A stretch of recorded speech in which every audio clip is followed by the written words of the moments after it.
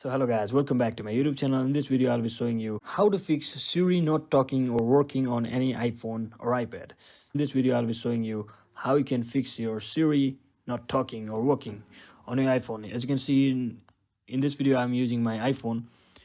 So what you can do is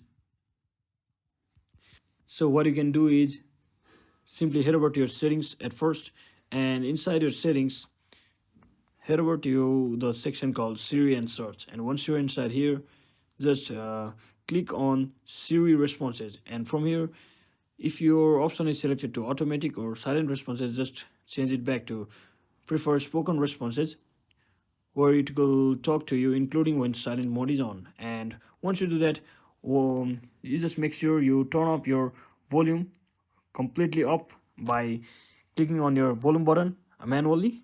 And once you do that, just make sure to restart your iPhone completely for once, and again reopen your iPhone, and then your Siri issue might be fixed.